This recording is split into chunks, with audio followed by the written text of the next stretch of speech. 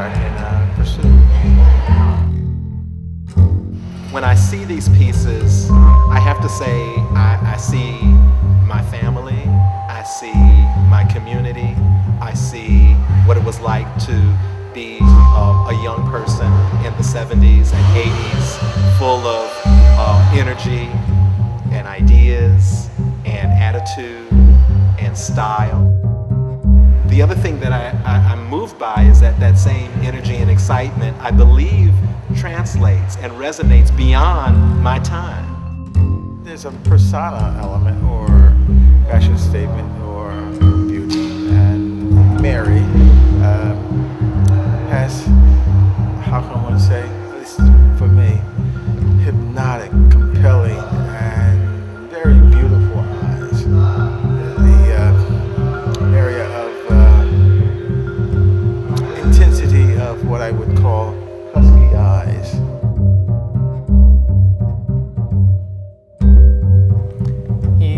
He's someone who has always sort of bucked the system in a way, intentionally and unintentionally, circumstantial and intentionally. And he's never been in the mainstream. He's never been accepted in the mainstream, largely because of who he was painting. The people he were painting, like William Corbett here, were not seen as exemplary individuals in society, and in the tumultuous sort of racial tension of the era in the 60s and 70s, these were fairly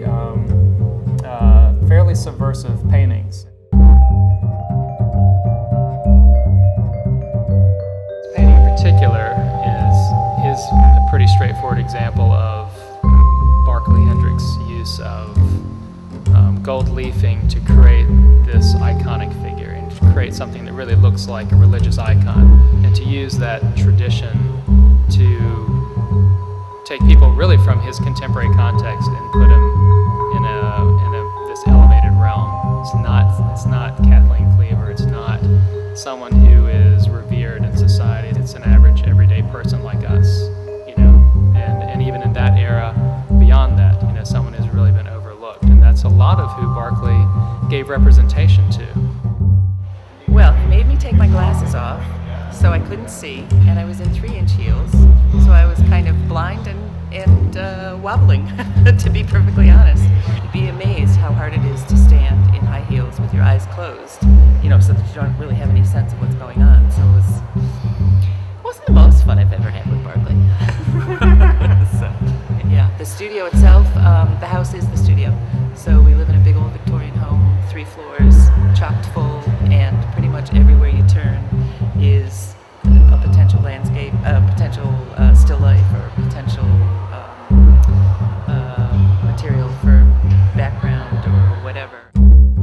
Everything that Barkley does has more, and even the way that he has captured or chosen to frame the figure, you know, cropping her just above the eyebrow, and the way her hands are posed, and she has a lot of attitude. It's titled Vendetta. The woman's name is Vendetta. Bitch is written across her chest.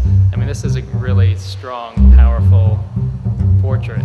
It's more than just a representation of reality. It's actually the peculiarities that he captures that make it as real as it possibly can be. One never sees a Barkley L. Hendricks without feeling that he has some sort of relationship, some sort of connection with the subject. The painting I'm standing in front of was someone he knew in New London, Connecticut, and he actually did a number of paintings of Angie Johnson. And you can see in these pictures that he is representing her not just in terms of her exterior, but he's representing her in terms of her attitude, in terms of her style, in terms of her, what I might call her Allyn, her soul. And that's not easy to do. You need more than just the skills of the academy to do that. You have to add more to it. I find myself doing what intrigues me, what I like doing, because in essence, I wouldn't do what I'm doing